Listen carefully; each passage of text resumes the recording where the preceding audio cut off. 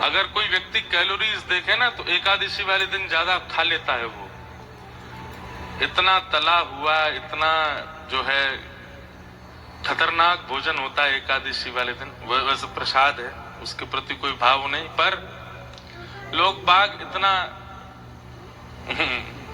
ऐसा अपना स्वरूप व्यवहार बना लेते हैं कि उन पर तरस आने लगता है कि आज एकादशी है। हमारी एक बात सुनिएगा, नाम जप, याद रखिएगा, नाम जप, कथा श्रवण, किसके साथ तीर्थ यात्रा और कोई भी व्रत नियम, ये तब तक पूर्ण नहीं माना जाएगा जब तक आप इसको एक्साइटेड होकर के नहीं करोगे। अगर आप केवल उसको नियम मान करके करोगे तो उसको करने का कोई लाभ नहीं। सबसे पहला नाम जप। कई लोग नाम जप करते हैं, तो नाम जप करते हैं तो उनकी माला वो कभी कभी इतनी जल्दी भगाते हैं और इतनी जल्दी जल्दी उसको पूरा करने में लगते हैं कि कैसे भी पूरी ओम उठ के जाएं। आपका वो नाम जप व्यर्थ है। आप उसको धीमे धीमे ही करेंगे तो ही उसका फल मिलेगा। प्रत्येक मन के में आपका भाव होना चाहिए, नहीं तो आपका नाम जप व्यर्थ है। सबसे पहला नाम जप, वो आपको सौभाग्य मान करके करना है कि मेरा सौभाग्य कि मैं नाम जप कर रहा हूं। तो केवल क्रम की तरह नहीं होना चाहिए। दूसरा हमने क्या बताया, तीर्थ यात्रा। प्रेशराइज होकर के कभी तीर्थों में मत जाओ, कभी धाम में मत जाओ, कभी भी किसी भी इन स्थान, बल्कि आप प्रेशर में जब जाते हैं ना तो और ज्यादा अपराधी बनता है आपसे। आप दुनिया के किसी भी कोने में जाइए, पर तीर्थों में जब जाएं, धामों में जब जाएं, तब आप एक्साइटेड होकर के ही जाइए, बहुत आनंद में भर के जाइए, उत्साह में भर के जाइए। अब क्या बताएं, घर वाले पीछे पड़ रहे हैं, चलना पड़ेगा, जाना तो पड़ेगा, गंगा जी में ठंड तो बहुत है, नहाना तो पड़ेगा, गंगा सागर में जाना तो पड़ेगा, गोमती सागर में डुबकी लगानी तो पड़ेगी, द्वारिकाधीश देखने तो पड़ेंगे, प्रसाद पाना तो पड़ेगा। ये सब अपराध बन जाता। ये पड़ेगा नहीं, ये पड़ेगा वाली चीज कोई ठाकुर जी को गरज नहीं पड़ी कि आप पाओ, आपको उत्साह से ही पाना चाहिए। नाम जप, तीर्थ यात्रा और तीसरा कथा श्रवण। ये भी प्रेशर में नहीं कि घर वाले कह रहे हैं तो सुनना पड़ेगा। अब हमारे रिश्तेदार कथा कराने जाना तो पड़ेगा, वो भी आते हैं हमारे यहाँ, हमको तो जाना ही पड़ेगा। पर वो बात अलग है, हम तो पार्टी करते हैं, वो कथा कराते हैं, तो क्या बताएं, वो भी पार्टी करें तो हम जाएं उनके यहाँ, लेकिन ऐसे प्रेशर में नहीं जाना कथा, मत आओ, इससे अच्छा तो अपराध बनता है। और दूसरी बात, कथा में तो एक और चीज, मनोरंजन के लिए नहीं, मनोरंजन, एंटरटेनमेंट। चलो 3 घंटा थोड़ा मन लगेगा, महाराज जी ये वाला भजन सुना दो, महाराज जी आप भजन ज्यादा सुनाओ, कथा कम सुनाओ। एंटरटेनमेंट नहीं है ये, एनलाइटमेंट है, मनोमंथन है। नाम जप, तीर्थ यात्रा, कथा श्रवण और चौथा कोई भी व्रत, नियम, अनुष्ठान। अगर इन चारों में आपके अंदर उत्साह नहीं है करने में, तो ये चारों व्यर्थ हैं, बल्कि अपराध हैं। चौथा क्या है, व्रत। कई लोग एकादशी व्रत करते हैं ना, तो दशमी को इतना खा लेते हैं कि एकादशी को ज्यादा भारी ना पड़े उनको, इतना खा लेते हैं। और कई लोग घर वाले भी, अरे खा लो और खा लो, कल तो एकादशी है, 2-3 रोटी ज्यादा खा लो। नहीं। और ये केवल एकादशी व्रत की बात नहीं है, ये दुनिया में कोई भी व्रत आप करते हो, उस व्रत के प्रति अगर आपके मन में ये भावना है।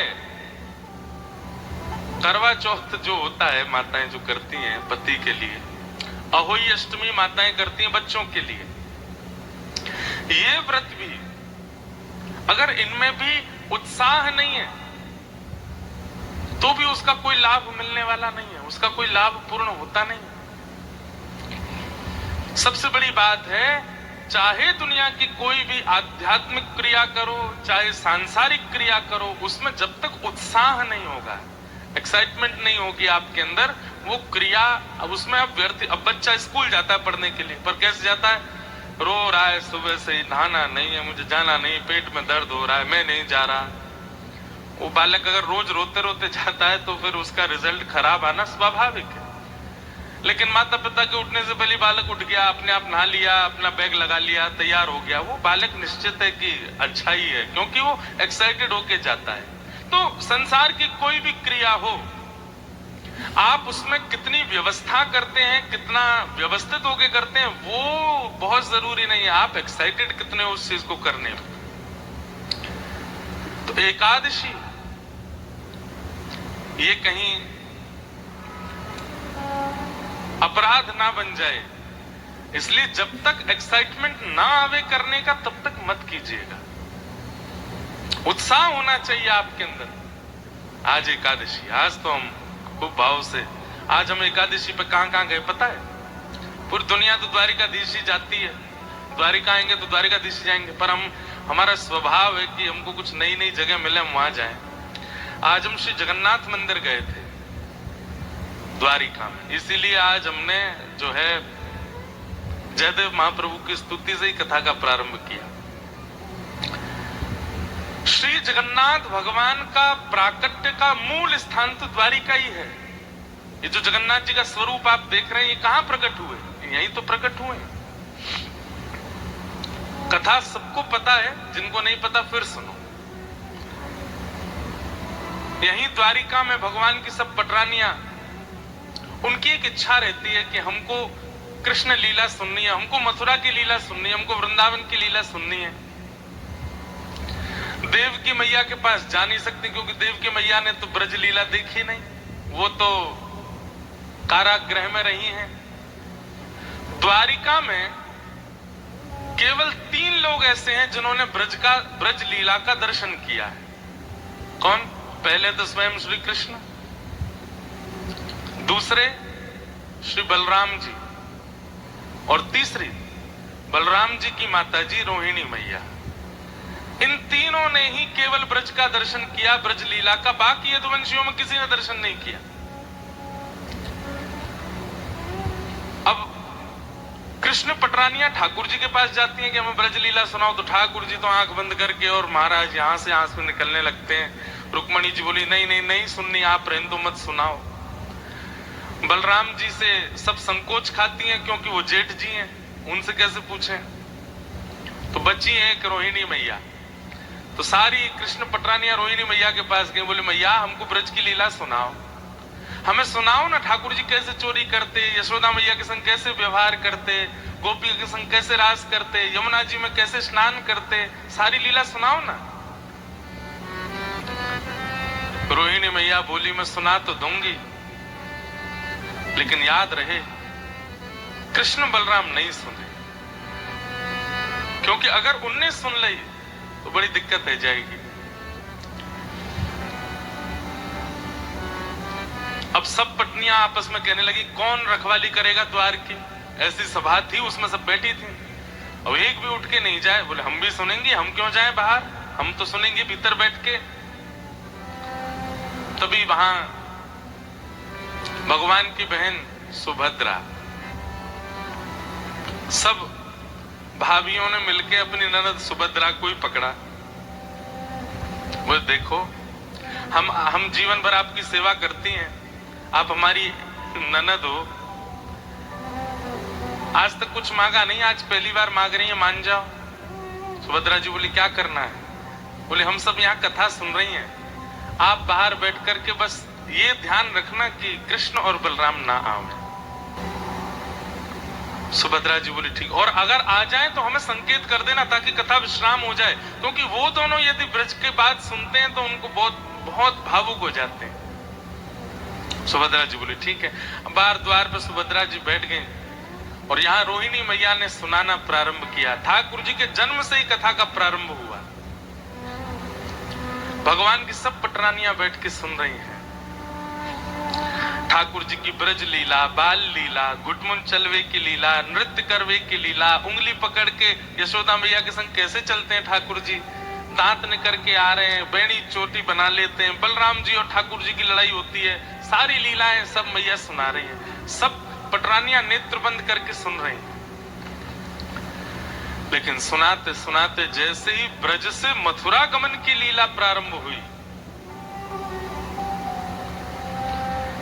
रोहिणी मैया के नेत्र सजल हो गए, सब पटरानियों के नेत्र सजल, और केवल सजल नहीं हुए,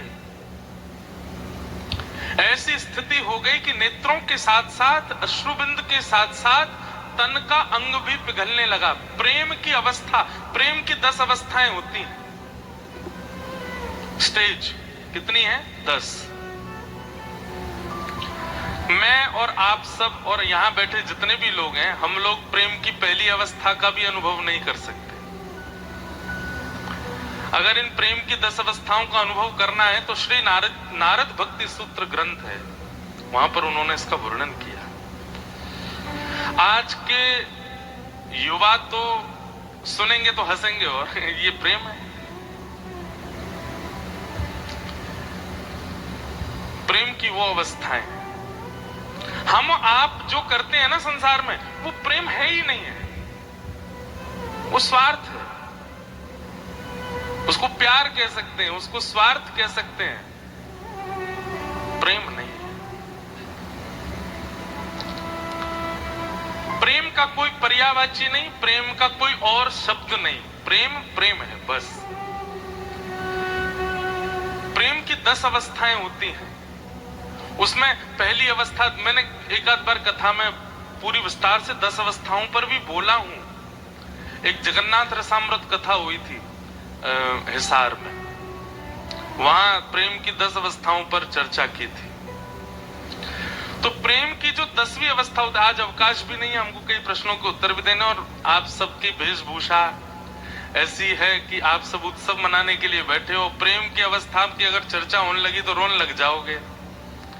यहाँ समुद्र तो खारा है ही, ये सत्व होटल में भी खारापन आ जाएगा, सबके नेत्र के अश्रुबिंद, इसलिए उस विषय में ज्यादा प्रवेश करना नहीं।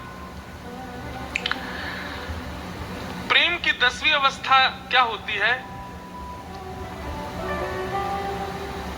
कि व्यक्ति का विरह इतना हो जाता है अपने प्रेमी के लिए कि वो रोते रोते रोते रोते रोते रुदन करते करते अश्रु तो सूख जाते हैं, फिर प्रत्येक रों रुदन करता है, और प्रत्येक रों के रुदन में एक एक अंग बहने लग जाता, पिघलने लगता मोम की तरह। उस अवस्था में सब पहुंच गए। इतने में ही बाहर बैठी सुभद्रा, उनके नेत्रों से भी अश्रुधार गिर रही हैं और वो भी रुदन कर रही हैं।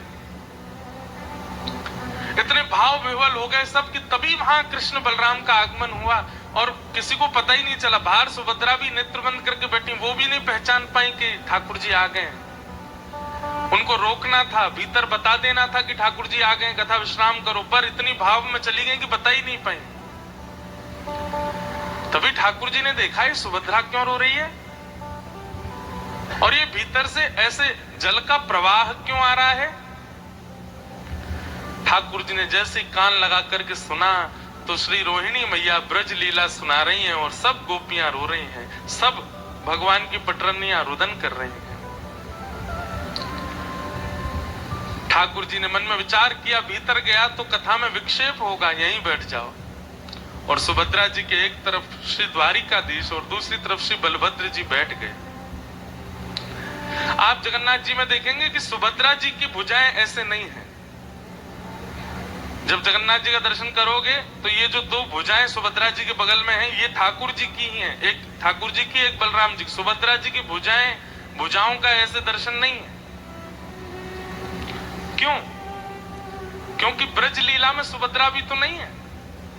जब ब्रज का भाव सुनते सुनते सुनते सुनते ठाकुर जी इतने व्याकुल हो गए कि ठाकुर जी की दोनों भुजाएं खड़ी हो गई, और मानो भगवान भुजा पसार करके कह रहे हो, अरे भैया कोई ब्रजते मेरे ब्रजवासीन को लियाओ, मेरो मधुमंगल श्रीदामा तन सुखा मन सुखा धन सुखा, मेरे नंद बाबा मेरी यशोदा मैया, कोई उनको लेकर के आओ, मेरे हृदय से लगाए दो, मुझको ब्रजवासीन की बहुत याद आ रही है।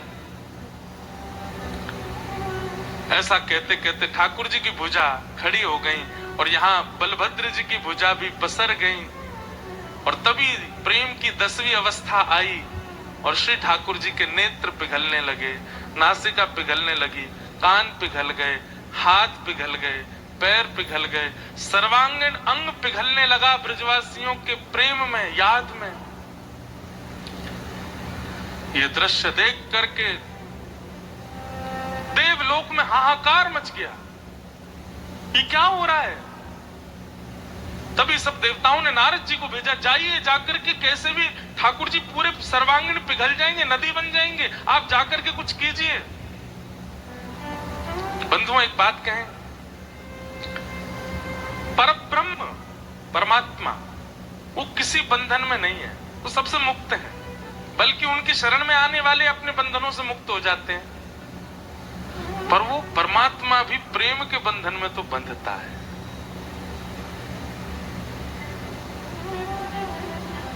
क्यों भात भरने गए नरसिंह मेहता के यहां?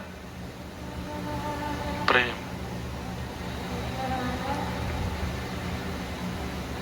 क्यों कर्माबाई की झूठी बिना नबी धुबी अपवित्र, अब ये कहना तो बड़ा गलत है, पर एक प्रकार से हमारी दृष्टि से देखा जाए, जैसे हम प्रसाद बनाते हैं उस अनुसार तो कर्मा की खिचड़ी पाने योग्य नहीं थी ठाकुर जी के, पाने क्यों चाहते थे? प्रेम। जो जगत नियंता जगदाधार सबको बंधन मुक्त करता है, वह भी एक बंधन में तो है, प्रेम। ठाकुर जी का सर्वांगीण अंग पिघलने लगा, नारद जी महाराज प्रकट हो गए। अब नारद जी बोले ठाकुर जी को तो अभी छेड़ना उचित नहीं है, ये तो प्रेम की अवस्था में जा चुके हैं। नारद जी महाराज दौड़ करके कथा सभागृह में आए और भीतर आकर के सीधे रोहिणी मैया से जाकर के कहा, मैया मैया कथा यहीं विश्राम कर दीजिए। रोहिणी मैया के नेत्र खुले, आंखें लाल पड़ रही हैं, अश्रुधार से सर्वांगीण वस्त्र गीले पड़ गए। क्या हुआ नारद जी? बोले आप यदि कथा विश्राम नहीं करेंगे तो ठाकुर जी गोमती जी के बगल में एक और नदी बहने लगेगी कृष्ण, एक और नदी बहने लगेगी बलराम, एक और नदी बहेगी सुभद्रा। स्थिति तो देखो। बाहर आकर के देखा तो सर्वांगीण अंग पिघल चुका है द्वारिकाधीश का। रोहिणी मैया सब पटरानियां रुदन करने लगी ठाकुर जी की इस अवस्था को देख करके। श्री जगन्नाथ भगवान की पलकें भी नहीं है, ये भी पिघल गई, इसलिए हमेशा आंख ऐसी खुली रहती है उनकी। ये ऐसे नेत्र क्यों है? ऐसे अधर क्यों है ठाकुर जी के? कभी कभी हमें संशय होता है, हम ठाकुर जी से प्रेम करते हैं कि ठाकुर जी भक्तों से प्रेम करते हैं? प्रेम हम करना ही नहीं जानते, ठाकुर जी ही करते हैं।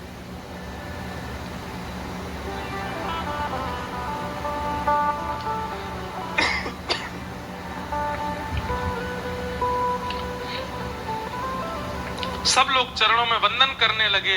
रोहिणी मैया क्षमा मांगने लगी, अरे मेरे लाला जी मैंने कहा कर दियो, अरे मेरो ऐसी भावना नहीं मेरे अंदर कि मेरो लाला ऐसा है जाएगो। अंक में भरने लगी ठाकुर जी को, बलभद्र जी को, सुभद्रा जी को। जैसे तैसे ठाकुर जी जब ठीक हुए, नारद जी महाराज कहने लगे, भगवान ये कैसा स्वरूप बन गया आपका? ठाकुर जी बोले, वो चिंता मत करो, कुछ दिन की लीला अभी द्वारिका की बची है, हम पुनः वैसे ही हो जाएंगे, परंतु इस स्वरूप को आप ध्यान से देखिए। यही स्वरूप कलिकाल में लोगों को बताने के लिए व्यवस्थित किया जाएगा, ताकि लोगों को ये बता सके कि मैं ब्रजवासियों से कितना प्रेम करता हूं।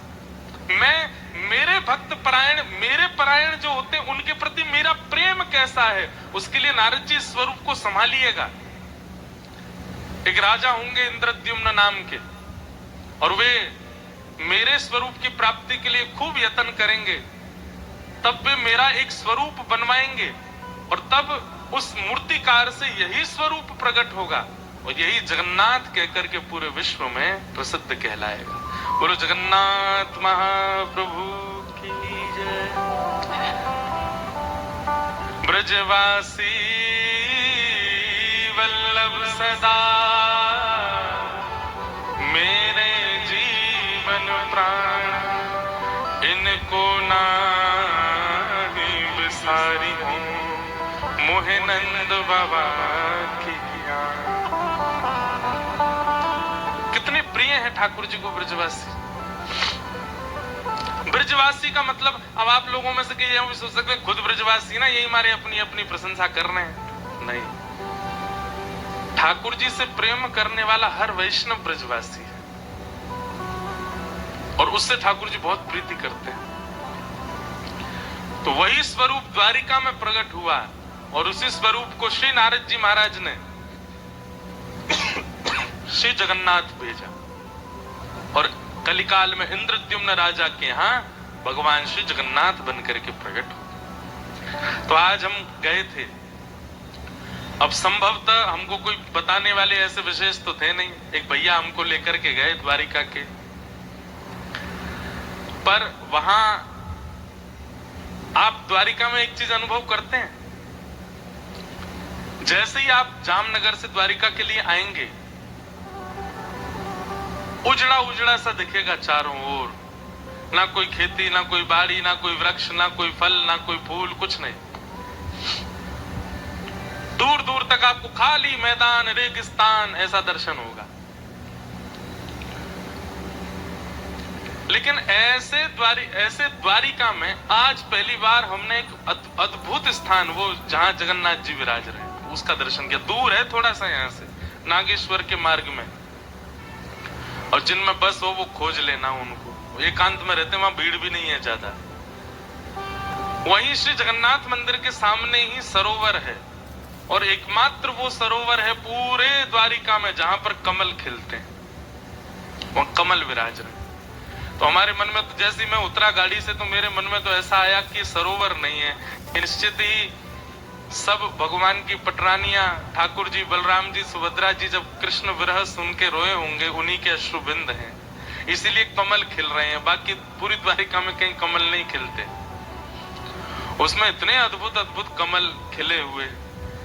भीतर श्री जगन्नाथ जी विराज रहे हैं। जगन्नाथ जी का मंदिर, वहां कोई पुजारी जी थे, वो बता रहे ये मुगलों ने भी लूटा और अंग्रेजों ने भी लूटा। जहां जहां स्वर्ण लगा था, वहां वहां अब स्वर्ण जैसा पेंट कर दिया है, और मंदिर बहुत प्राचीन है। उसको वो कैसे पता चला? क्योंकि उसकी जो दीवार थी वो कम से कम इतनी मोटी मोटी, ज्यादा बड़ा विस्तृत मंदिर नहीं है, पर बहुत शांति है वहां। अद्भुत वट वृक्ष हैं, उनके नीचे बैठ जाओ, 2-2 घंटा बैठे रहो। सामने सरोवर है, उसमें कमल खिले हुए हैं, बहुत सुंदर दर्शन। तो श्री जगन्नाथ जी का मूल प्रादुर्भाव स्थान आज हम देख के आए द्वारिका में, वहां गए, दर्शन करके आए। आज हमने एकादशी पे सुबह से द्वारिकाधीश के दर्शन नहीं किए, जगन्नाथ जी के किए। इसीलिए आज कथा प्रारंभ होती है, हमने जयदेव महाप्रभु की स्तुति गाई, क्योंकि जगन्नाथ जी को बहुत प्रिय है। श्री नाभा जी कहते हैं, ता सुनवे राधा रमण अवश्य पधारे। ये जयदेव महाप्रभु की स्तुति जो गाता है, ऐसा कहते हैं प्रारंभ से अंत तक वो व्यक्ति जितनी देर गाता है, बस अनुभव करे, उस पूरे क्षण में, एक क्षण के लिए ठाकुर जी जरूर उसके सामने आते हैं। चाहे वायु के रूप में आए, चाहे किसी कण के रूप में आए, ठाकुर जी आते जरूर हैं, बस वो अनुभव करे। इसलिए आप कोई भजन गाओ, कीर्तन गाओ, कुछ भी करो, खूब आप मन इधर उधर रखो, पर जब आप जयदेव महाप्रभु का गीत गोविंद गाओ तो बहुत अनुभव करते हुए बैठिए। कान, आंख, नाक, जीव, त्वचा सबको अनुभव युक्त करके बैठिए, निश्चित ही कोई अनुभव ठाकुर जी का आपको होगा। ये जयदेव महाप्रभु की स्तुति का प्रभाव है, ठाकुर जी निश्चित आते हैं। तो ऐसे जगन्नाथ जी के दर्शन हुए। फिर उसके बाद एक गौशाला गए, वहां गायों के दर्शन हुए, द्वारिकाधीश की गैयाओं के दर्शन करके अब आप सबके दर्शन कर रहे हैं। जगन्नाथ जी के दर्शन, गौ दर्शन, अब भक्त दर्शन, अब शाम को करेंगे द्वारिकाधीश के दर्शन। तो ऐसा आज का दिन व्यतीत हुआ। खूब सुंदर आज नंदोत्सव होना है। आप सब लोग बिल्कुल धैर्यवंत होकर के बैठिएगा, खूब आनंद आएगा। कुछ भाव आए हैं। एक तो हमने कल कहा वो नंद लाला ने माता यशोदा जी सांवर, आज हमको कितने लोगों ने, एक कहाँ है, 2 3 कितने लोगों ने लिख करके दिया, और सुबह सुबह 4-5 और भी आ चुके हैं। आज इतने लोगों ने लिख के दे दिया है कि अब पर्याप्त है हमारे पास। गाएंगे, आज तो जन्मोत्सव है, आज नहीं गाएंगे, कल या परसों में गाएंगे पूरा। कुछ प्रश्न हैं, इनके उत्तर सुन लेते हैं। सबसे पहला एक प्रश्न है कि धाम में रहते हुए नाम जप, ध्यान और पूजा अर्चना करते हुए पूर्ण शुद्धता से धर्म का पालन तो करते ही हैं, परंतु धाम में रहकर परम धर्म की ओर कैसे बढ़ें? ये कोई निश्चित ही द्वारिका धाम निवासी का प्रश्न है। आपका ये प्रश्न है कि आप पूजा अर्चना आदि सब बिल्कुल शुद्धता से कर लेते हैं, पर परम धर्म की ओर कैसे बढ़ें? परम धर्म हमने पहले दिन बताया था, देह की शुद्धि की जो भी क्रिया होती है वो सब धर्म, पर आत्म कल्याण की भावना, आत्म कल्याण की स्थिति को परम धर्म कहते हैं। ठाकुर जी के धाम में आप रहते हो तो इसका मतलब यह है कि इस धाम का दायित्व आपके पास है, इसीलिए आप धाम में जन्मे हो। हमारा वृंदावन में जन्म हुआ तो वृंदावन की रक्षा, सुरक्षा, शुद्धता, सेवा का कर्तव्य मेरा है, क्योंकि मेरा जन्म वहां हुआ है। इसीलिए हम कथा गा रहे हैं और सबको वृंदावन से जोड़ रहे हैं। मैं अपने कर्तव्य का पालन कर रहा हूं। यही मेरे लिए परम धर्म है कि मैं धाम से लोगों को जोड़ रहा हूं। आप धाम में रहते हुए श्री ठाकुर जी ने जिन जिन नियमों का पालन किया उनका पालन करो। ठाकुर जी ने क्या पालन किया? धाम में राजा महाराजा आ जाएं, उनको बाद में पूछते थे ठाकुर जी। द्वारिकाधीश जी सुबह उठते ही सैनिकों से पूछते थे, हाँ भाई देर रात कोई संत तो नहीं आए, कोई महापुरुष तो नहीं आए, कोई महात्मा तो नहीं आए, कोई दूर तीर्थ के कोई पुरोहित तो नहीं आए, कोई वैष्णव तो नहीं आए? तो आपका भी यही कर्तव्य, धाम में रहते हुए निश्चित ध्यान रखिए कि अगर कोई वृंदावन से आवे, कोई अयोध्या से आवे, कोई तीर्थ से आवे, उस वैष्णव से मिलने जरूर जाइए और उसकी यथा उचित जो सेवा आपसे हो सके वो करो। पहला कर्तव्य। दूसरा कर्तव्य, द्वारिका में ठाकुर जी की गैया रोडों पे घूमती रहती हैं, कचरा खा लेती हैं, कुछ भी करती हैं। आज हम गौशाला गए थे, गौशाला में गौ सेवा देख करके मन बहुत प्रसन्न हुआ, पर मन में भाव आया कि द्वारिका जैसे स्थान पर श्री द्वारिकाधीश जी की गैया ऐसे घूमती रहे, अच्छा नहीं लगता है। तो यहाँ के धाम वासियों को ये कर्तव्य निष्ठा पालन करनी चाहिए कि कोई भी गाय द्वारिका में ऐसे ना रहे, उसको यथा उचित स्थान मिले और उसकी सेवा का प्रकल्प प्रारंभ हो। तीसरा, समुद्र गोमती संगम है, कम से कम एक बार वहां का दर्शन और वहां बैठकर के भगवत चिंतन ये आपको करना चाहिए। अब ऐसे कई भाव आते जाएंगे चित्त में, पर ये विशेष 3 भाव हैं, इनका आप पालन करो। द्वारिकाधीश दर्शन इसमें नहीं है। ठाकुर जी दर्शन देने के लिए धाम वासियों के लिए नहीं बैठे, बाहर वालों के लिए बैठे। धाम वासियों में तो स्वयं ही ठाकुर जी विराजमान है, इसलिए वो अवसर मिले तो करो, नहीं तो ये 3 क्रिया। फिर आपने एक प्रश्न किया कि बच्चों को सहज रहना कैसे सहज समझते हैं? डाउन टू अर्थ, दीन। आजकल युवा सहज नहीं है और उसके पीछे कारण क्या है? जरा सी उपलब्धि मिलने पर ही उनको अहंकार आने लग जाता है। और सबसे बड़ी बात है कि आज मन, बुद्धि, विचार, चिंतन सब कुछ ये कर्ण पिशाचिनी ने अपने पास धर रखे हैं। इनका नाम हमने क्या रखा है? कर्ण पिशाचिनी। कानों की पिशाचनी है ये कर्ण पिशाचनी भी है, ये नेत्र पिशाचनी भी है, ये मन पिशाचनी भी है, सब है। जब से ये आए हैं दुनिया में और जब से जितने ज्यादा क्या बोलते हैं उसको, बढ़िया होते जा रहे हैं, उतना ही ज्यादा व्यक्ति स्वाभाविक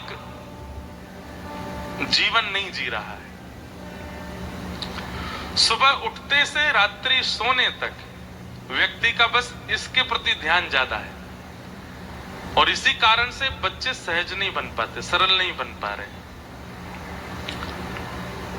गलती से कोई महापुरुष घर में आ जाएं तो बच्चे ये भी नहीं जानते उनको प्रणाम कैसे करना चाहिए। एक हाथ से जय हो, एक हाथ से प्रणाम करने से हमारे शास्त्र कहते हैं कि जो बचे हुए पुण्य हैं वो भी खत्म हो जाते हैं। सदा दोनों हाथों से प्रणाम, और एक नया प्रणाम है वो यहीं छू लेते हैं, पेट पे ही, जांग पे ही, घुटने पे ही। ये प्रणाम का नियम नहीं है। प्रणाम में तन झुके ये आवश्यकता नहीं, पर मन झुकना चाहिए पूर्ण रूपेण। जिनके सामने आप हो भाव से प्रणम्य होना चाहिए। तो भैया आप दीन बनाने का एक ही है, सहज बनाने की एक ही उपाय है। जबरदस्ती करिए मत। अगर हो सके तो थोड़ा सत्संग में उनको लाना शुरू करो, शायद कोई एक शब्द उनके हृदय को परिवर्तित करे। फिर और भी कई भाव हैं। एक इन्होंने मुझे नरसिंह मेहता जी का भाव भी लिख के दिया है, बीच में मुझे अवसर मिलेगा तो मैं इनको भी स्पर्श करूंगा। आइए कथा में प्रवेश करें। आज कथा क्रम बहुत ज्यादा है, ठाकुर जी का जन्मोत्सव करना है, तो उस भाव में हम लोग अब चलते हैं। गुरु वृंदावन बिहारी लाल की। कल हमने श्रवण किया कि भागवत जी की रचना हुई। वेद व्यास जी ने भागवत की रचना किस भाव से की, कल हमने बताया था कथा में। वेद व्यास जी ने भागवत की रचना धर्म, अर्थ, काम और मोक्ष, इन चारों को प्रधान ना करते हुए प्रेम प्रधान। भागवत जी की रचना केवल इसलिए हुई है ताकि सुनने वाले के चित्त में प्रेम प्रकट हो सके, चाहे वो परिवार के प्रति हो, समाज के प्रति हो, ठाकुर के प्रति हो।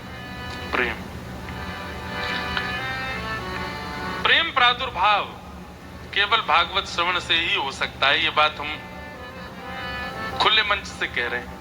अगर आप भागवत जी का आश्रय लेते हैं आप प्रेमी बन जाओगे, और खूब कथा सुनने के बाद भी प्रेमी नहीं बने हैं तो आप जाके केवल समय व्यर्थ करके आए हैं, कथा नहीं सुन रहे हैं। कथा प्रेमी बनाती है। भागवत जी की रचना करके वेद व्यास जी महाराज ने अपने पुत्र सुखदेव जी को प्रदान की, और श्री सुखदेव जी ने यही कथा परीक्षित को सुनाई, और यहाँ सूक्ष्म महाभारत का प्रसंग प्रारंभ होता है कि यदा मृधे कौरव संजयाना वीरे स्वतो वीरगतिं गतेषु वृकोदरा विक्त गदा विमर्श भृगुनूरुदंडे धृतराष्ट्रपुत्री। बहुत सावधानी से सुनिएगा। महाभारत एक ऐसा अद्भुत रत्न है हम भारतीयों के पास, जिसको हम अभी पहचान ही नहीं पाए। आप सब लोगों से एक प्रार्थना है, देखो प्राण जाने निश्चित है, हम सबके जाने वाले हैं, किसी दिन चले जाएंगे। उससे पहले पहले एक बार महाभारत पढ़ जरूर लीजिए। देखना नहीं, सीरियल वाली महाभारत से काम नहीं चलेगा। सीरियल वाली, और वो भी पुरानी वाली हो तो फिर भी ठीक है, मोटा मोटी बाहर की नॉलेज लेने के लिए वो ठीक है, पर हम कोई खंडन नहीं कर रहे हैं। नए नए जो महाभारत के प्रति एपिसोड्स आते हैं वो तो देखने लायक ही नहीं है।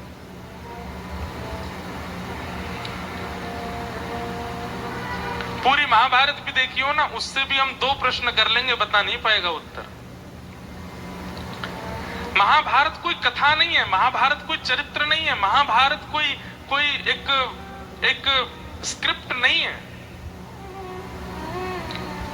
वेद व्यास जी कहते हैं यन्ने भारत तन्ने भारत।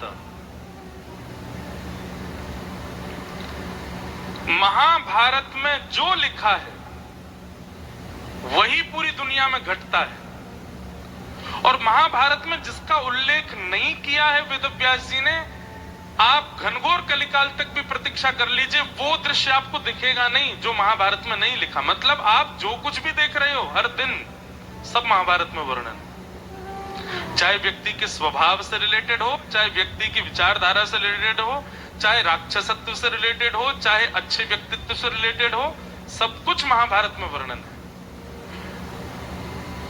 ऐसी महाभारत,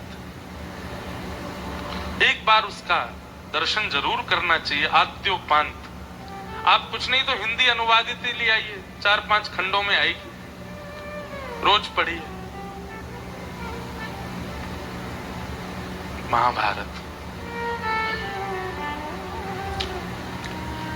और महाभारत में भी मैं कथा में कहा करता हूं, 3 लोगों के ऊपर विशेष फोकस कीजिएगा, और तीनों की नाम राशि एक ही है। पहले तो कृष्ण, दूसरे कर्ण, और तीसरी कुंती। तीनों पे आप इन तीनों के भाव देखने के बाद आश्चर्य करोगे अपने ऊपर कि हम किस बात से दुखी थे, हम किस चीज को लेकर के दुखी थे। भगवान ने बहुत बड़ी कृपा की कि ये सब हमारे साथ नहीं हुआ जो कुंती, कर्ण और कृष्ण ने देखा है। धर्म के 4 चरण होते हैं, सत्य, दान, दया और पवित्रता। और ये काला व्यक्ति कौन है? कलयुग। कलयुग धर्म के 3 पैर काट चुका है, सत्य, दान, दया और पवित्रता। ये 3 पैर कलयुग में नहीं है, केवल एक पैर बचा है, सत्य। हम दान नहीं कर रहे हैं, आडंबर करते हैं दान के नाम पे। दया नहीं है हमारे चित्त में, वो भी आडंबर ही है। और पवित्रता तो पूछो ही मत, हम जैसा पवित्र तो कोई हो ही नहीं सकता है। पवित्रता तो बहुत है हम लोगों में। कई लोगों को सुबह जल्दी उठना होता है ना, और रात को नहा के सोते हैं।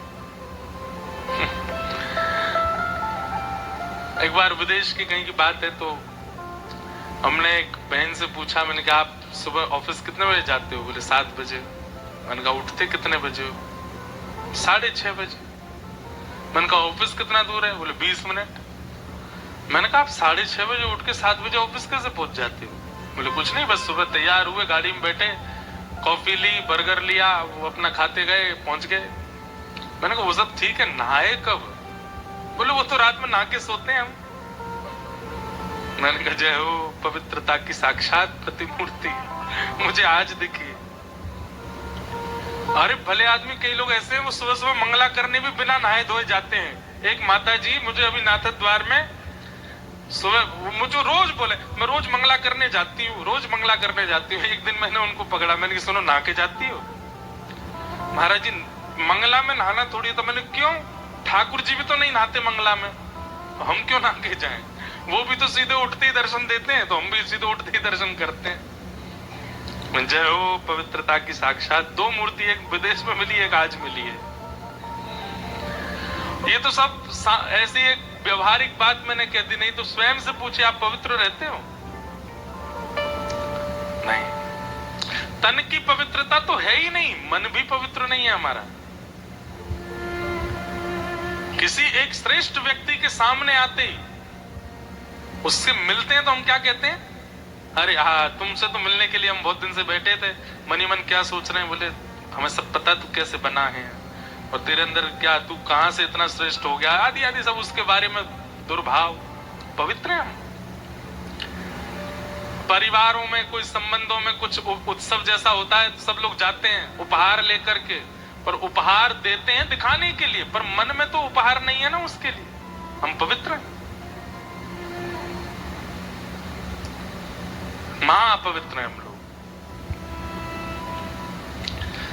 ठाकुर जी भले ही सामाजिक उपहार नहीं देते, पर मानसिक उपहार देते हैं। सबके सामने आपको उपहार नहीं दिया होगा, पर आप दर्शन करके जाओगे, कुछ तो देंगे आपको, क्योंकि वो पवित्र है।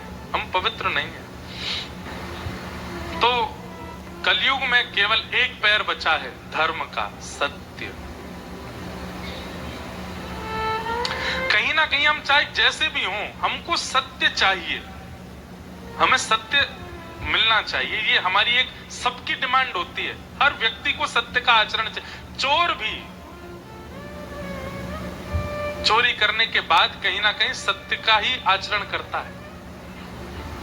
सत्य सब कुछ, इसलिए सत्य बचा है बस, बाकी सब और कुछ नहीं है कलयुग में। तो परीक्षित ने जब उस व्यक्ति को देखा, उस काले व्यक्ति की ओर दौड़े, बोले तुम कौन हो? उसने कहा मैं कलयुग, आप मुझे नहीं मार सकते। सतयुग के बाद त्रेता, त्रेता के बाद द्वापर, और मेरी बारी है, आप मुझे कैसे मार सकते? तो कहा कि मेरा राज्य छोड़ के चले जाओ। बोले मैं नहीं जा सकता, आप ब्रह्मा की कृति को बिगाड़ नहीं सकते, मेरा समय आया है, मैं आऊंगा। भगवान जिस दिन धाम छोड़ के गए, द्वारिका जिस दिन डूबी समुद्र में, उसी दिन मैं आ गया था। अब मेरा समय है, आप मुझे कैसे भगा सकते हो? परीक्षित जी बोले मैं तुझे टिकने तो नहीं दूंगा। तब कलयुग ने कहा एक काम करते हैं, आपकी भी रह जाए, मेरी भी रह जाए, मुझे कुछ स्थान दे दीजिए, मैं वहीं रहूंगा।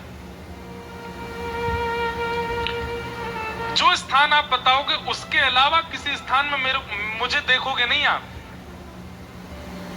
बंधुओं, आश्चर्य की बात है, केवल 5 जगह है कलयुग, केवल 5। और बुरा नहीं मानिएगा, पीछे वाले व्यक्ति से लेके मुझ तक हम सब ने इन 5 में से किसी एक जगह का आस्वादन तो किया है। इसीलिए कलयुग का प्रभाव है हम पे। कौन से 5 स्थान हैं? द्यूतम, पानम, स्त्रियः, सूना, 4 स्थान। पुनश्चयाचमानाय जातरूप मदात्र, 5। सबसे पहला कलयुग का स्थान जुआ, द्यूतम। जुआ केवल ताश में नहीं खेला जाता है, बहुत सारे खेलों में जुआ खेला जाता है। और जिस भी क्रिया में आप जुआ खेल रहे हैं उसमें कलयुग है। आपको उस समय अनुभव नहीं होगा। अच्छा एक बात, चलो हम ये नहीं बात करते कि जुआ होता क्या है, हम ये बात करते हैं कि जुआ में पाप क्यों है। क्योंकि धन लक्ष्मी है और लक्ष्मी भगवान की पत्नी है। धन को जब आप दांव पर लगाते हैं, धन को जब आप जुए में लगाते हैं, आप एक प्रकार से उसको धन ना देख करके ये देखो आप भगवान की पत्नी को दांव पे लगा रहे हो, लक्ष्मी को दांव पे लगा रहे हो। द्वारिकाधीश आपको देख के आंख और फेर लेंगे, बोले मेरी पत्नी को दांव पे लगाते हो तुम। जुए में कलयुग का निवास। इसलिए वाह, अच्छा पता चला मुझे, सुन रहे हो आप लोग। बुरा नहीं मानिएगा, हमारे कई वैश्य समाज के लोग, हमारे कई मारवाड़ी वर्गीय और कई बनिया भाई लोग, मैंने सुना दीपावली पर वो लोग खेलते हैं। नहीं खेलते तो बहुत अच्छी बात है, पर वो भी है ना कि कौन कौन से वर्ग के खेलते हैं। खेलते हैं कई लोग और जुआ खेलते हैं। आप खेल खेलिए, कोई भी जुआ मत खेलिए। द्यूतम, उसमें कलयुग का निवास है। उस समय आने वाला धन, उस समय आने पर आपके कुल में, आपके खानदान में विकृत बालक होंगे, विकृत बुद्धि वाले बालक होंगे, दुष्ट बालक जो आपकी सुनेंगे तक नहीं, अंग भंग हो जाएंगे। ऐसा करके आगे कुल में ऐसे बालकों का जन्म हो सकता, उस धन का यदि उपयोग होगा तो। लोग इस बात को समझते नहीं है। इसलिए द्यूतम, जुआ जितना हो सके बचिए, नहीं खेलिए। दूसरा कलयुग का निवास क्या है? पानम, मदिरा पान, सुरापान, बड़ी बड़ी बोतलों का जो सेवन हम करते हैं उसमें कलयुग का निवास है। और केवल वही नहीं, हर वो वस्तु जो आपको अनकॉन्शियस कर देती है, उन सब में कलयुग का निवास है। चाहे वो बीड़ी हो, सिगरेट हो, तंबाकू हो, मदिरा पान हो। कई लोग भोले बाबा के नाम पे भी ले लेते हैं, भोले बाबा का प्रसाद है, ले लो। मैं कहता हूं ऐसे लोगों के लिए जो भगवान शिव के नाम पर ये सब लेते हैं ना, नशे वाली चीज, महादेव उन्हीं के लिए ही त्रिशूल लेकर के बैठे, बोले आ दारी के तो बताऊंगा, तू आ मेरे सामने। और तुम ये सब ले रहे हो, भांग धतूरा धुआं उड़ा रहे हो हमारे नाम से, तो बेटा ये क्यों भूल जाते हो कि विष भी हमने ही पिया था, गले में धरा है यहां पे, उसको पियो। अपने मतलब की सब चीजें हमको सुनाई दे जाती हैं। नहीं, आप जिससे भी अनकॉन्शियस होते हो, ऐसी कोई भी पेय पदार्थ, खाने वाले पदार्थ, उन सब में कलयुग का निवास है। आपकी बुद्धि अपने स्तर से परे हो जाती है।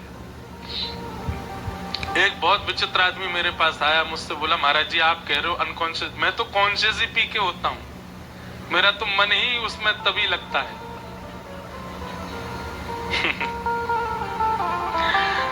बहुत विचित्र है भैया संसार के लोग। द्यूतम पानम, और तीसरा स्थान बताया गया स्त्रिय,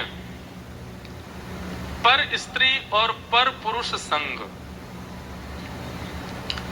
आपका विवाह हुआ है, आपने वर्ण किया है, आपने उनके साथ 7 फेरे लिए हैं, उसके बाद कोई भी दृष्टि में आवे उसके प्रति वो भाव नहीं बनना चाहिए, वो एक ही के लिए रहे। अगर आप इस एक पत्नी व्रत और एक पति व्रत का पालन नहीं कर पाते हैं, आप पे कलयुग का प्रभाव है। इसलिए एक पत्नी व्रत और एक पति, ये सबसे बड़ा व्रत है संसार में। चाहे कितनी भी एकादशी कर लो, कितने भी सोमवार कर लो, कितने भी प्रदोष कर लो, कितने भी कुछ कर लो, लेकिन अगर आपने पत्नी व्रत कर लिया, एक पत्नी, इसके अलावा जो देखें सब सम्मान नहीं है, यही है सब कुछ हमारी, और एक पति व्रत यही है सर्वस्व हमारे, चाहे जैसे भी हैं यही है। ये व्रत यदि आपने कर लिया तो सारे व्रत आपके सामने नतमस्तक हैं। अब सोचो, इसमें भी एक भला आदमी मुझसे क्या बोला, महाराज जी ब्याह के बाद ही तो एक के संग रहना है, ब्याह से पहले जब तक ब्याह ना हो तब तक तो छूट है ना। मैंने कहा भाई बहुत ऊंचे लोग हैं संसार में।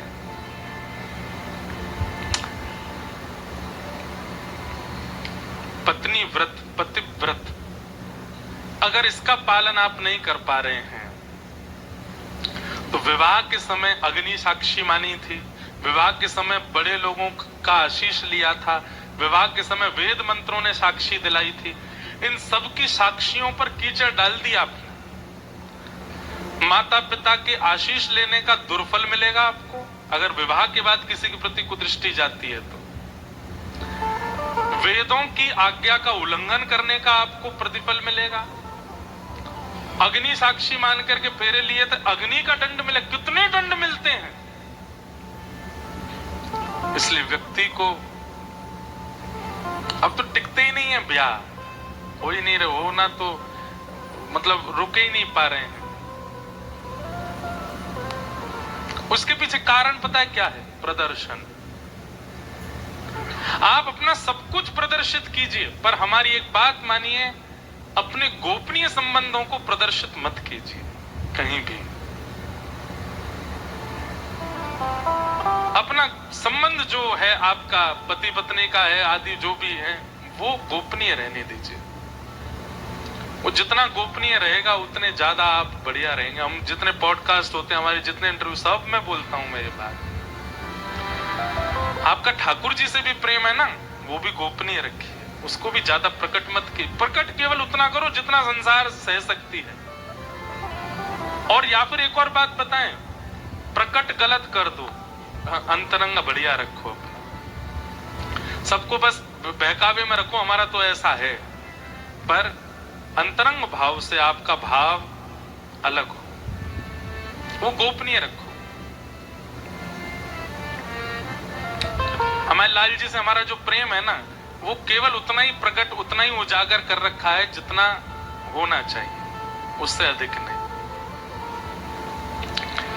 तो द्यूतम पानम स्त्रिय, और चौथा स्थान बिना परिश्रम के कमाया गया, नहीं, द्यूतम पानम स्त्रिय सूना, सूना यानी कि हिंसा, लड़ाई झगड़ा कलेश, जबरदस्ती की बातों पर लड़ना झगड़ना, इतनी छोटी सी बात है, वो प्रेम से भी सुलझाई जा सकती है, पर नहीं हम तो लड़ेंगे, इसमें भी कलयुग का निवास है।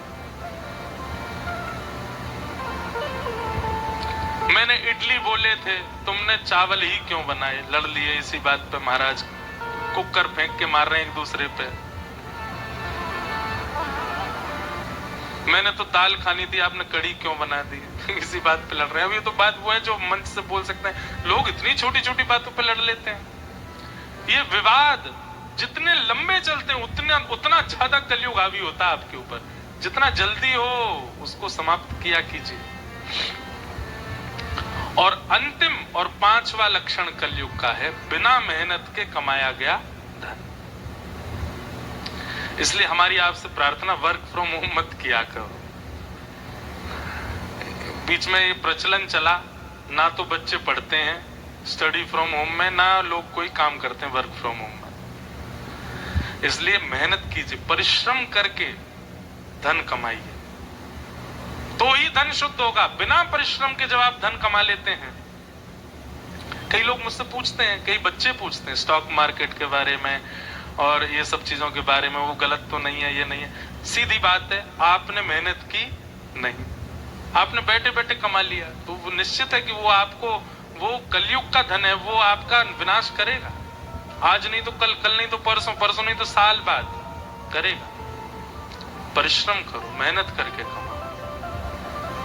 ये पंच स्थान है, इनसे सावधान रहिएगा। द्यूतम पानम स्त्रिय सूना यत्रा धर्मस चतुर्विध पुनश्चयाचमानाय जात रूप बदात प्रभु। कलयुग को 5 स्थान दे दिए, परीक्षित स्वयं भटक गए।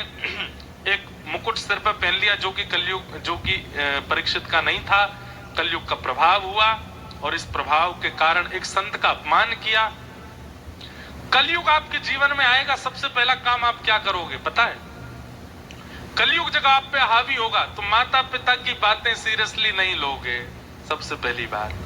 दूसरा, गुरुजन, महज्जन, वैष्णवजन, भगवतजन, इनके प्रति उपहास की भावना। कोई भक्त है, आपको उसको देख के हंसी आ रही है, कैसा भक्त है, कैसे संत हैं, कैसे महापुरुष हैं, उसके प्रति उपहास की भावना, यह भी कलयुग का प्रभाव है। सत्संग हो, कथा हो, प्रवचन हो, कीर्तन हो, इनमें रुचि ना होना, मन उखड़ा उखड़ा रहना, ये देखते रहना कब होगा पूरा, कब जाए हम यहां से, ये भी एक कलयुग का प्रभाव। ये सब प्रभाव है। शांति प्रिय ना लगना,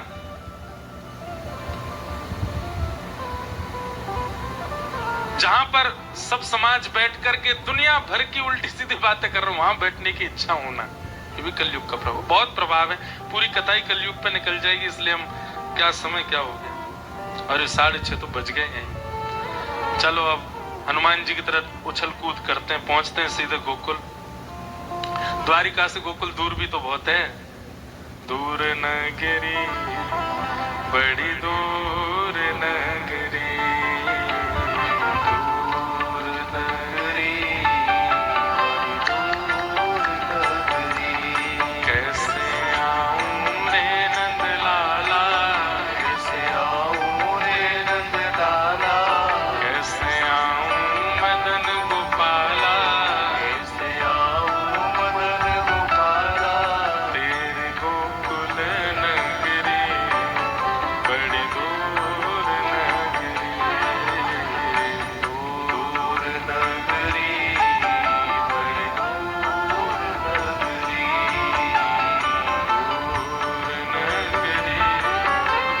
का भाव है। मैं गा तो अपने अपने भाव से रहा हूं कि हमें गोकुल पहुंचना है, कथा बहुत है। दिन को आऊं तो रात को आऊं तो कान्हा डर मोहे लागे, रात को आऊं कान्हा डर मोहे लागे, रात को आऊं तो लाला डर मोहे लागे, रात को आऊं तो लाला डर मोहे लागे, दिन को आऊं तो देख सारी नगरी बड़ी दूर नगरी, दिन को आऊं तो देखे सारी नगरी बड़ी दूर नगरी, दूर नगरी बड़ी दूर नगरी, बड़ी दूर नगरी, दूर नगरी बड़ी दूर नगरी, बड़ी दूर नगरी, मीरा के प्रभु गिरधर नागर, मीरा के प्रभु गिरधर नागर, हमारी भक्तिमती मीराबाई यहीं बेट द्वारिका नहीं गए हो तो कर आओ दर्शन। और अब तो सुविधा होगी, पहले तो नाव से जाना पड़ता था, अब तो फ्लाईओवर बन गया है पूरा। बेट मतलब टापू, उस पर द्वारिका जी, वहां की कथा सुनाऊंगा मैं एक दिन। वहीं श्री मीराबाई द्वारिकाधीश जी में विलीन हो गए। ऐसा कहते हैं आज भी इतना अंग वस्त्र बाहर निकला है द्वारिकाधीश से मीराबाई का। यहीं द्वारिकाधीश में विलीन हुई हमारी भक्तिमती मीराबाई।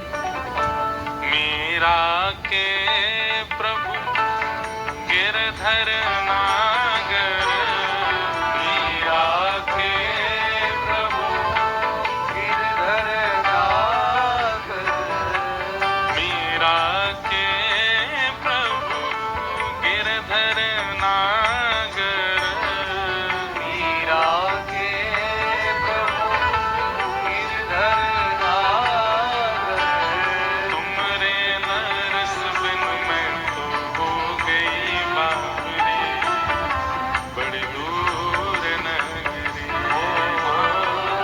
तुम्हारे दर्शन में तो हो गई बाबरी, बड़ी दूर नगरी,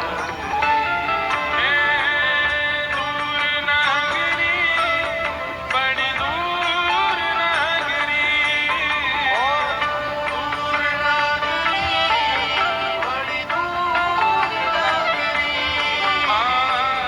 दूर नगरी बड़ी दूर नगरी,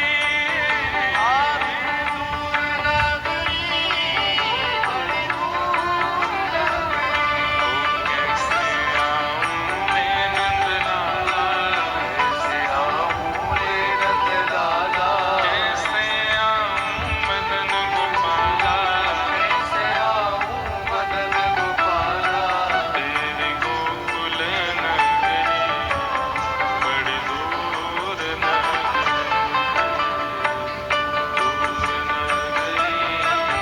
बड़ी दूर नगरी,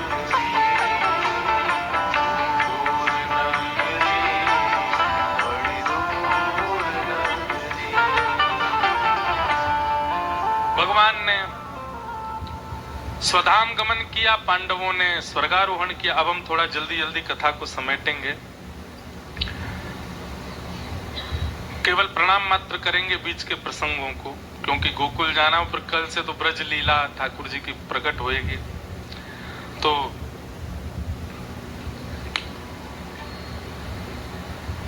परीक्षित को कलयुग मिले, कलयुग को 5 स्थान दिए। स्वयं परीक्षित भटक गए और एक साधु, एक महात्मा का अपमान किया, शमिक ऋषि का। और शमीक ऋषि के अपमान करने के कारण शमीक ऋषि के पुत्र ने, श्रृंगी ने श्राप दे दिया राजा परीक्षित को 7 दिन में मरने का। 7 दिन में मृत्यु हो जाएगी तुम्हारी। राजा परीक्षित को जैसे ये बात पता चली कि मुझे 7 दिन में मर जाना है, तुरंत राजा परीक्षित ने अपने पुत्र जन्मेजय को राज्य गद्दी पर बिठा दिया और स्वयं गंगा किनारे चले गए। संत महापुरुषों से पूछने लगे, अब मैं अपने 7 दिनों को सार्थक कैसे बनाऊं, मैं अपनी मृत्यु को सार्थक कैसे बनाऊं। बंधुओं, ये हर व्यक्ति का लक्ष्य होना चाहिए। हम जिस मृत्यु से बहुत डरते हैं, तो मृत्यु आ जाएगी, मर जाएंगे, हम कब मर जाएंगे, हमारी मृत्यु आएगी ये सब जानते, कब आएगी ये कोई नहीं जानता, पर वो मृत्यु जब भी आए सफल आए, उसके लिए कुछ ना कुछ प्रयास करते रहना चाहिए। राजा परीक्षित सौभाग्यशाली हैं कि उनको मृत्यु से पहले ही पता चल गया कि कब मरना है।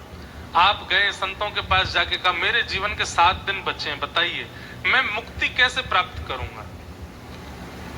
संतों ने अनेक उपाय बताए, पर तभी वहां पर श्री सुखदेव जी का आगमन हुआ। बोलो सुखदेव जी महाराज की। सुखदेव जी आए और सुखदेव जी ने आकर के कहा, बोले राजन, तुम मुक्ति के लिए क्यों पूछ रहे हो? 7 दिन में मुक्ति कैसे प्राप्त करनी है? अरे मुक्ति के लिए 7 दिन नहीं चाहिए, 7 वर्ष नहीं चाहिए। मुक्ति के लिए तो एक क्षण।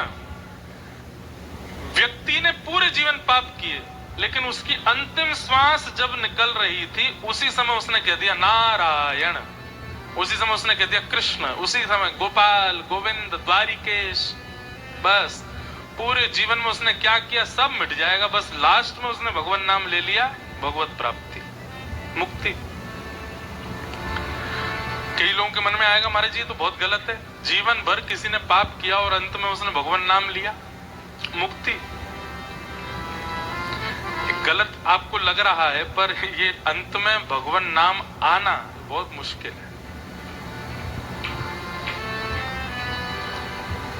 ये ठाकुर जी की ऐसी माया है कि व्यक्ति अपने अंतिम क्षण में सबको याद कर लेगा, ठाकुर जी को भूल जाएगा, उसको भगवत याद नहीं आ सकती। इसीलिए तो मुक्ति बहुत दुर्लभ है, होती एक क्षण में है, अंतिम क्षण में हो जाएगी, पर भगवान स्मरण करना बहुत मुश्किल है अंतिम क्षण में। इसीलिए हमारे वृंदावन में जाकर के आप देखो, सब महात्मा साधु रज लगाए घूम रहे हैं, पूरे मुख पे नाम जपते रहते हैं 24 घंटे। क्यों इतना नाम जप लें, इतना नाम जप लें कि महाराज अंतिम श्वास में भी नाम ही निकले मुख से। यहाँ लोग दिन में 108 माला करने के बाद फूले नहीं समाते, हम रोज 108 नाम जपते हैं। 108 से क्या होना है? कुछ नहीं। अंतिम श्वास में तो तभी भगवान नाम आ सकता है जब पूरा जीवन भगवान नाम में निकाल दिया हो, और वो भी कंफर्म नहीं है कि आएगा। इसलिए अंतिम क्षण में भगवान नाम आना, उसी से मुक्ति प्राप्त होती है। राजा परीक्षित, तुम कह रहे हो कि मुझे मुक्ति कैसे मिले? 7 दिन बचे हैं, 7वां दिन अंतिम क्षण जब मैं आ जाऊं तुमको मुक्ति दे दूंगा, पर ये 7 दिन का क्या यूज करोगे? राजा परीक्षित बोले, भगवान आप ही बताओ। तब परीक्षित जी बोले, मुक्ति नहीं भक्ति मांगो। मुक्ति का मतलब मृत्यु के बाद भगवान का दर्शन, और भक्ति का मतलब जीते जी भगवत दर्शन। 7 दिनों में तुम भक्ति प्राप्त कर सकते हो, मुक्ति के लिए तो एक क्षण बहुत है। इसलिए तुम भक्ति मांगो ताकि मृत्यु आवे उससे पहले तुमको साक्षात भगवान का दर्शन हो जाए।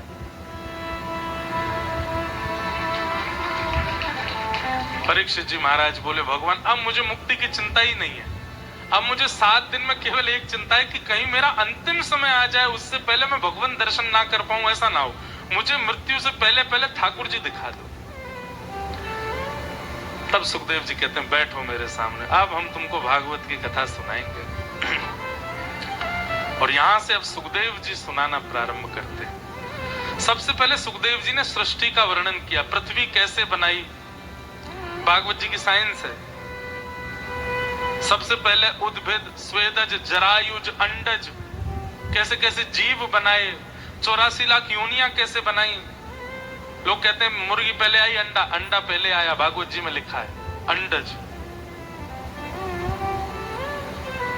सब कुछ निर्माण करने के बाद सबसे अंत में मानव की रचना की।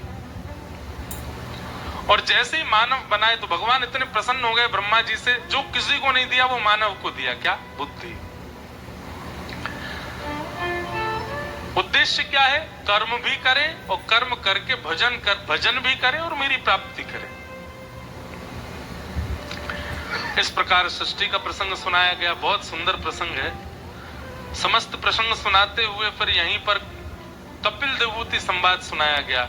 गुजरात में ही बिंदु सरोवर है, आज ही हमें पता चला। एक वैष्णव यहाँ विराज रहे हैं, उन्होंने बताया। ऊंझा करके एक जगह है गुजरात में, वहां बिंदु सरोवर है और वहीं भगवान कपिल ने देवूति माता को ज्ञान उपदेश किया था। भगवान कपिल बहुत सुंदर, इसी को हम दर्शन शास्त्र कहते हैं। इसी प्रसंग को, इसी को सांख्य शास्त्र कहा जाता है। यही फिलॉसफी है भागवत की, बहुत अद्भुत है। पर अभी समय का अभाव, हम प्रणाम मात्र करते हैं। हमारे संग यही दिक्कत है, हमको 7 दिन में हमारी कथा पूरी नहीं होती, इसलिए नासिक में हम 1 महीना की कथा करते हैं।